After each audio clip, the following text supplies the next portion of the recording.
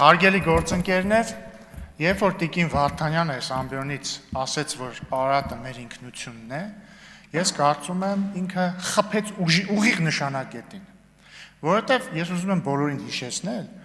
որ Արարատը Հայաստանի տարածքում էր մինչև այն կետը, երբ որ Դաշնակցության իշխանության օրոք այն կորսվեց։ 1918 թվականին, երբ որ հիմնադրվեց առաջին հանրապետությունը, Արարատը Սուրմալուի գավառի շրջանակներում, ինչպես նաև Կարսը Հայաստանի տարածքում էին։ Երբ որ Դաշնակցությունը ավարտեց իր առաքելությունը, Արարատը եւ ամբողջ Սուրմալուի գավառը եւ Կարսը այլևս Հայաստանի տարածքում չեն։ Հետո եկան Դաշնակցության երաշխավորներ բոլշևիկները, երաշխավորներ եւ այսօրվա կոալիցիոն գործընկերներ Գյումրիում։ Եվ մի հատ էլ պեչատը դրեցին Կարսի եւ Մոսկվայի պայմանագրով։ Եվ սա, սիրելիներս, Դաշնակցության քրոնիկ գործունեությունն է։ Գալ իրականը դարձնել անիրական ինքնություն ու լացել։ Ու նույնը կրկնվեց 2023 թվականին Լեռնային Ղարաբաղում։ Երբ որ իրանք եկան մի տարածք, որտեղ ապրում էին հայերը, եւ որի վերաբերյալ մենք ասում ենք ամենակարևորն այն է, որ այդ մարդիկ կարողանան այնտեղ ապրել։ Դրա համար պետք է իջացնել նշաձող, դրա համար պետք է իրանք ուղիղ բանակցեն Ադրբեջանի հետ։ Դուք եւ Ղարաբաղից այդ պրոտեժեները մեզ ասում եք դավաճաններ, սրիկաներ, այսինչ այն ինչա, վերցրեցիք իշխանությունը 19 օր հետո այդ իրական Ղարաբաղը դարձրեցիք ինքնություն։ Դաշնակցության ամբողջ գործունեությունը մի անվերջանալի շղթա է։ Իրական բաները դարձնել ինքնություն, հետո լացել, կենացներ խմել, հայդատ անել, փող հավաքել, ինքնությունը վերածել փողի, մոնետիզացնել փողը, իրական հայրենիքը դարձնել ինքնություն, մոնետիզացնել ինքնությունը։ Իդեպ մոնետիզացնել ինքնությունը ասեցիք, հիշեցի։ Ձեր ինքնությունը Արարատը չի, ձեր ինքնությունը Քոչարյանի $200 միլիոն, որ ինքը ապօրինի ձերքա բերել ըստ դատախազության մեղադրանքի, ու ինքը պետքա մուծվի բյուջե։ Այդ ձեր ինքնությունը պետքա գաք եւ մուծեք բյուջե։ Ու հերիքա ներվայնացնեք ընդհանրապես այս ժողովրդին։ Եկեք մուծվեք բյուջե այդ փողը։ Հաջորդը։ Այ հիմա ինձ ներվայնացնում եք, խնդրում եմ մի արեք դա։ Հաջորդը։ Կրկին վերադառնալով Ղարաբաղին, դուք իրական տեղը, որտեղ ապրում էին հայեր, վերածեցիք ինքնության, կորսված ինքնության, երբ որ ձեր դրածուն այնտեղ ստորագրեց Ղարաբաղի լուծարման փաստաթուղթը։ Իդեպ, այդ որ ասում եք ինչի եք դիվահարվում երաշխավորներից, որտեղ մի անգամ ձեր երաշխավորը եկավ Արարատը նենց արեց, որ մենք կորցրեցինք, երկրորդ անգամ ձեր երաշխավորը եկավ նենց արեց, որ իր քթի տակ էթնիկ զտման ենթարկեցին մեր եղբայրներին ու քույրերին։ Այդ դուք եւ ձեր երաշխավորները նենց արեցիք ձեր լուծարմամբ եւ երաշխավորի sense մեղմ ժպիտի տակ, որ մեր քույրերն ու եղբայրները էթնիկ զտման ենթարկվեցին։ Այնտեղի էլիտան էլ թռավ, փախավ այնտեղի էլիտան։ Բայց ոչ մեր քույրերը եւ եղբայրները, իրանք ստիպված են եղել լքել եւ բռնի տեղահանվել են Ղարաբաղից։ Հաջորդը, սիրելի բարեկամներ, այդ որ ասում եք, իշխանությունը սպառնում է պատերազմով։ 2020 թվականի սեպտեմբերի 27-ին ես նստած էի անի այնտեղ։ Վարչապետ Փաշինյանը ելույթ էր ունենում ստեղից, Էդմոն Մարուքյանը ընդդիմադիր խմբակցության ղեկավար նստած էր այնտեղ, ԲՀԿ-ի խմբակցության ղեկավարը նստած էր, բայց քրեակատարողական հիմնարկում, բայց Նայրա Զորաբյանը, մյուսները, չգիտեմ, Մելքումյանը եւ այլն նստած էին այնտեղ։ Վարչապետ Փաշինյանը ստեղից հայտարարեց, որ պատերազմը կանգնեցնելու ձև կա, դա զիջումների գնալն էր։ Ասեց համաձայն եք։ Բոլորը ասեցին ոչ, Էդմոն Մարուքյանը եկավ ասեց պարոն վարչապետ, հրամայեք գնալ առաջ, սա պետքա մեկ ընդմիշտ լուծենք մենք այս հարցը։ Արդյունքում եղավ 44-օրյա պատերազմը, բոլորը գիտեն ինչպես ավարտվեց, ինչ երաշխավորների երաշխավորությամբ այն ավարտվեց։ Հետո ինչ եղավ, հետո 2023 թվականին Ղարաբաղում իշխանությունը վերցրեց, կրկին որ երաշխավորի քթի տակ էթնիկ զտում տեղի ունեցավ, ով ծախեց մեզ, ում երաշխավորները ծախեցին մեզ, բոլորը դա գիտեն։ Բայց դրանից հետո, երբ որ հարցնում ես այդ ժամանակվա ընդդիմադիրներին, իդեպ Դաշնակցությունն էլ արտախորհրդարանական ուժեր, բայց էլի ասում են ոչ մի զիջում եւ այլն։ Բոլորը ասում են դե ժողովուրդ ջան, մենք խաբար չենք, մենք չգիտենք իրերի իրական դրությունը, մենք չգիտենք ռազմական բալանսը ինչպիսին է, մենք խաբար չենք, մենք պատասխանատու չենք։ Ամբողջ մեղավորը Փաշինյանն է, որ չի եկել ուղիղ չի ասել։ Ժողովուրդ ջան, հիմա Փաշինյանը եւ մենք ուղիղ ասում ենք։ Մենք հասել ենք մի կետի, երբ որ խաղաղությունը արդեն իսկ հաստատված է, այդ խաղաղությունը կա, հիմա կա այդ խաղաղությունը։ Այդ խաղաղությունն է պատճառը, որ վերջին 2 տարում ոչ մի զոհ մենք սահմանին չենք ունեցել։ Այդ խաղաղությունն է պատճառը, որ մեր սահմանամերձ գյուղերում կրակոց չի լսվում։ Այդ խաղաղությունն է պատճառը, որ 2025 թվականին առաջին անգամ ավելի շատ Հայաստանի քաղաքացի մտել Հայաստան, քան դուրս եկել։ 8000-ով։ Այդ խաղաղությունն է պատճառը ներգաղթի, այդ խաղաղությունն է պատճառը տնտեսական զարգացման եւ այսպես շարունակ։ Դագաղների բացակայության պատճառը խաղաղությունն է։ Այն պատճառը, որ դուք հիմա սոցիալական հարցերից կարող եք խոսել, խաղաղությունն է։ Հիմա այս խաղաղությունը պետք է պահել։ Դրա համար հավելյալ ոչ մի գործողություն չի պահանջվում։ Ի տարբերություն 2020 թվականի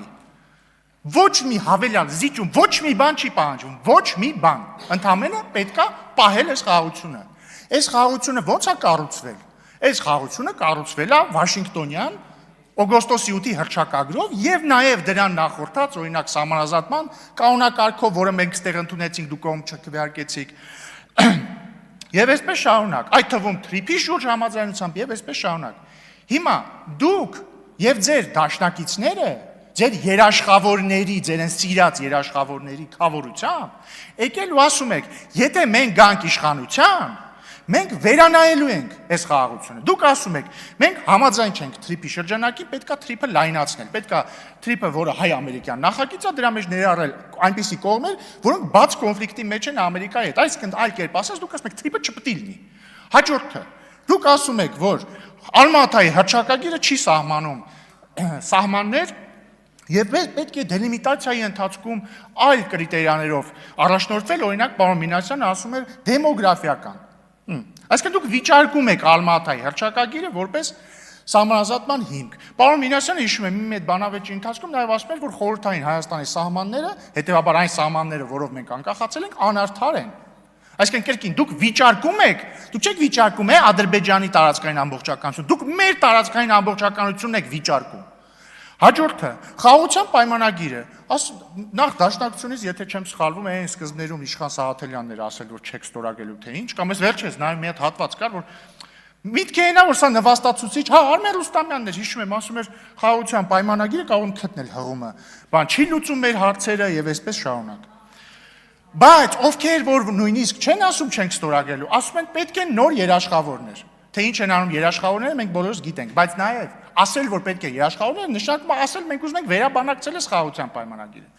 Եվ հետեւաբար, սիրելի բարեկամներ, մենք չենք վախացնում ձեզ, մենք չենք սպառնում ձեզ պատերազմով, մենք կամ ժողովրդին, ձեզ ընդհանրապես մենք ասելիք չունենք։ Մենք ընդհանրապես ասում ենք հունիսի 7-ին Հայաստանը ունենալու է ընտրություն, այնպիսի ընտրություն, որը ունեցել է եւ նախորդ տարի, եւ նախորդ տարի, եւ 2020 թվականին, եւ 1998 թվականին, եւ այսպես շարունակ։ Այդ ընտրությունից է կախված, մենք ունենալու ենք, պահելու ենք այս խաղաղությունը, թե գնալու ենք պատերազմի։ Հիմա դուք առաջարկում եք պատերազմ, դուք առաջարկում եք վերանայել այս խաղաղությունը։ Դա նշանակում է պատերազմ։ Ոչ թե որովհետև քաղաքացիական պայմանագրի գոյությունից է կախված պատերազմը կամ խաղաղությունը, այլ որովհետև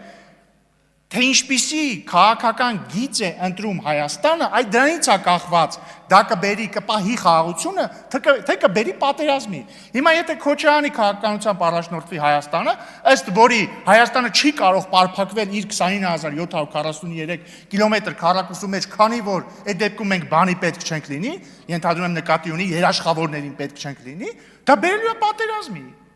Դա բերելու է պատերազմի, եթե դուք շարունակելու եք ասել որ գիտեք ինչ կա մեր բանը տարբեր բաներ մեր ինքնությունն են քաղաքականացնելով դա բերելու է պատերազմի։ Լավ դուք չեմ հասկանում, դուք ինքներդ ձեր պատմությունից չեք սովորում։ Եկաք այնքան հայրենասիրական կենացներ սարքեցիք, որ Ղարաբաղը համալրեց կորսված պատմական հայրենիքի շարքը։ Կլինի մի հատ լավ մի անգամ կլինի կանգնեք ասեք կարող է մի բան սխալ ենք անում։ Եվ հետևաբար։ Հա մի բան էլ, որ Տիկին Գրիգորյանը ասում է, ինչի դադիվանքը հայկական չի, հա հայկական եկեղեցի է, բայց ինչի Տիկին Գրիգորյանը ամեն օր չի նստում ասում, ասենք, չգիտեմ, Սանկտ Պետերբուրգի Սուրբ ինչ է, Սուրբ Եկատերինա, թե Սուրբ, չեմ հիշում, մի խոսքով, այդ եկեղեցին մերն է։ Ինչի չի ասում, Գլենդելի քաղաքային խորհուրդը մերն է։ Պարզ չի, որ կա մի բան, որը մի բան մշակութային քեզ է պատկանում, այսինքն հա պարզ է, փաստ է, հայկական եկեղեցի, այո։ Բայց կա քաղաքական խոսույթ։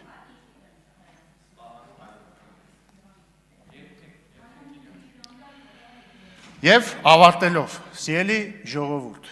հունիսի 7-ին մենք ունենալու ենք հստակ ընտրություն։ Պահում ենք, տեր ենք կանգնում այն խաղաղությունը, որի համար ոչ մի զոհություն անհրաժեշտ չէ, կամ վերջին պահին, երբ որ մենք եկել ենք, ընդհանրապես պետք ձեռքը պետք է մեկնենք եւ վերցնենք այդ 100 տարվա խաղաղությունը, այդ տնտեսական բարգավաճումը, մեր որդիների համար չանհանգստացումը, կամ լսում ենք ընդդիմությանը, Դաշնակցությանը, Քոչարյանին, ռուսաստանցի օլիգարխին, այն մյուս օլիգարխին եւ ընտրում ենք ճանապարհ, որը անխուսափելիորեն տանում է պատերազմի։ Եվ վստահ եմ, որ մենք կանենք ճիշտ ընտրություն, իսկ Դաշնակցությանը եւ Հայաստան խմբակցությանը կրկին հորդորում եմ հորդորել Ռոբերտ Քոչարյանին չերկարացնել եւ այդ 200 միլիոն դոլարը մուծել բյուջե, ոչինչ, թող առանց այդ ինքնության մի քիչ դիմանա։ Լավ է։ Ընդմիջում